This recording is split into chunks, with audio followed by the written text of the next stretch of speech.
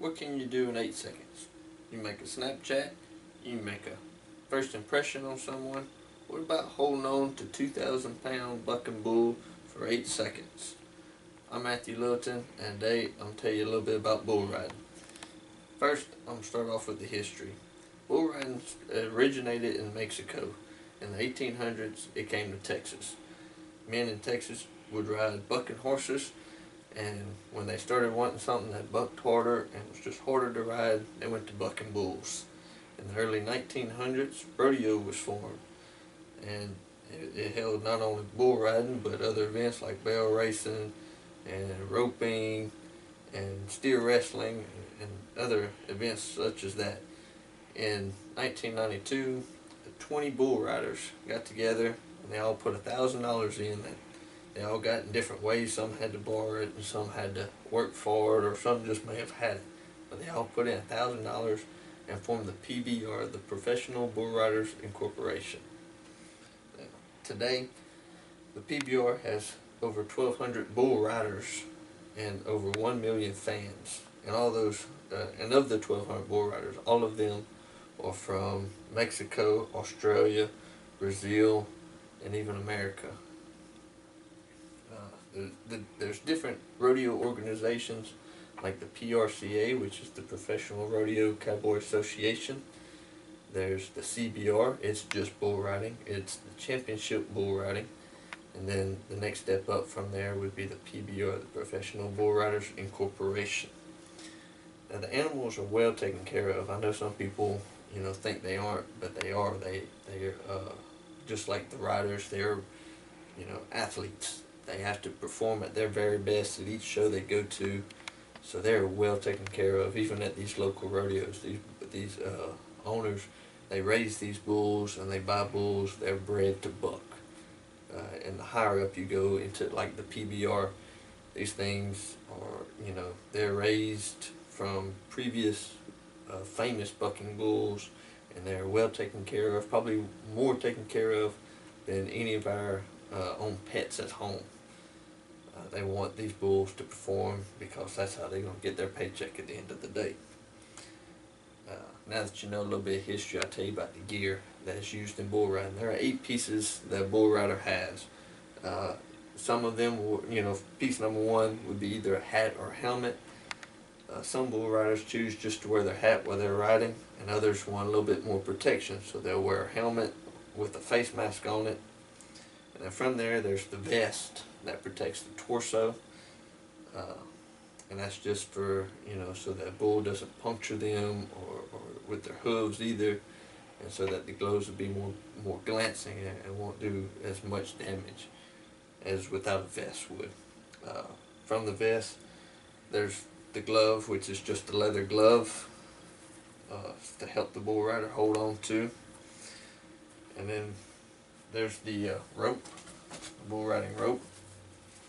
Bull riding rope is made of either nylon or grass. This one's made of grass. You can see the handle. The handle has leather braided into it, and on the other end there will be a bell, and that bell's just added weight so that whenever the rider's done riding, that the rope will fall off the bull. Now the bull rider will use rosin. The rosin is made to get the rope sticky and its glove sticky, and that's just for a little extra help of holding on. Now from there, there's the chaps, and the chaps are very flashy, but that's not their main purpose. Their main purpose is for protection of the bull rider's legs, so that if a bull steps on them or tries to hook them in the legs with his horns, it won't do a whole lot of damage. From the chaps, there's the cowboy's boots. Now some of them will use pull-on boots, others will use lace-up boots for a little better fit. And then on the boots, there's spurs. These spurs are used for the bull rider to be able to get a good grip on the bull, and they're dull so that the bulls won't get cut from the spurs. It's just another piece of protecting the animals, and there's all kinds of rules on that. Now that you know the gear that's used, I'll tell you a little bit about the basics of riding the bull. Now, when it comes to the rodeo, contractors will bring the bulls, and the riders will show up. The riders don't have to provide their own bull to ride, and these bulls will get picked for the rider. The rider doesn't always get to pick their bull. In the PBR, at some shows, the riders can pick their bulls, but at your more local shows, they're just picked for the rider.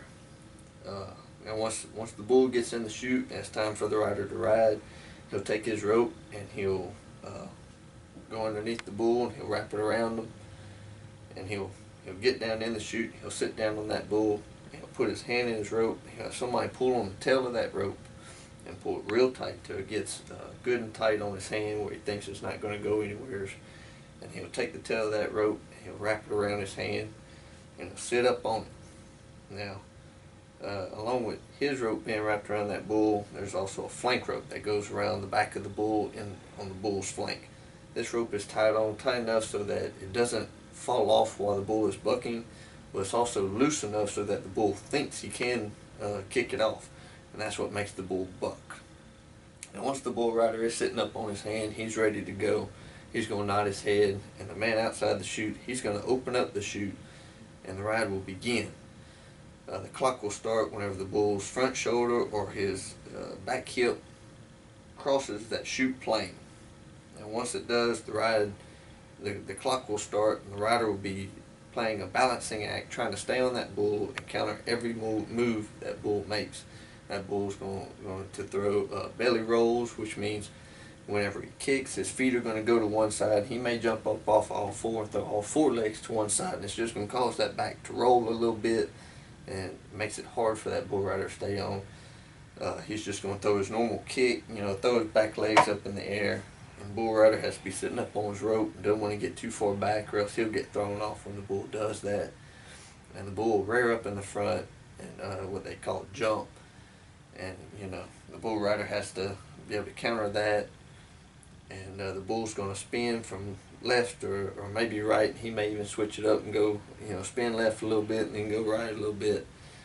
And but the way the bull rider's going to stay on is he's going to push and pull with his riding arm on that rope so that he can stay up on that rope and out of the danger zone of either on either side or over the front too far or over the back. He's going to take his free arm, and he can't touch himself with his free arm, and he can't touch the bull. He's going to use that arm to help balance himself. And the whole time he's doing that, he's going to use his feet to get a good grip on that bull and make sure he stays in place where he wants to. And then once the 8-second buzzer goes off and he makes his ride, he's going to find the end of his tail, he's going to pull on it and get his hand out of his rope, and he'll jump off where he'll be hopefully be out of danger. Now that you know a little bit about the basics, I'll tell you about the scoring. The scoring on the bull riding is there's 100 points that can be awarded to each ride, but not the whole 100 points will probably ever be awarded to anyone. There's never been 100 points ride, and any ride that goes from 90s or up is an excellent ride on both the bull rider and the bull combined. And the way that works is there's 50 points for the rider and there's 50 points for the bull. And they both get judged at the same time. Now, if the rider doesn't make the 8-second buzzer, then he won't get a score. Now, the bull will, no matter if the rider makes the buzzer or not, the bull will still get a score. And that's just to base him on how well he bucks against the other bulls. Now, the bull rider and the bull will get scored based on their performance. The bull rider, it depends on how much control he's in. Is he staying up over the front end and staying in position where he needs to be? The more, if he gets rocked over to one side or too far back and making it look, if he's getting out of position, his score may not be as high as he wants it to be. Whereas if he was countering each move the bull made and was staying in position like he needed to, then you get a higher score. The bull gets scored on how much he kicks and how much he jumps and belly rolls and how much he spins. Now, there are chances that there'll be a re-ride, and all that means is that the bull didn't perform like he was supposed to give the bull rider a fair chance at making a high enough score to win. Some of the ways that is if the bull comes out of the chute, he hits the chute and changes the momentum around, causing it harder for the bull rider, causing the bull rider to fall off because of a change in momentum, then there is a chance for a re-ride there. Or if the bull just bucks down the pin and doesn't do a whole lot of kicking or jumping or anything, and just doesn't perform well, then the bull rider can get a re-ride there. Disqualifications: the bull rider can get disqualified if he and not get a score if he touches the bull with his free hand, or if he bucks off before the 8-second buzzer. And that's about it on the scoring. In conclusion, bull riding is the toughest sport on dirt, and the bulls are getting bred to buck harder, and the bull riders are doing everything they can to keep up with it.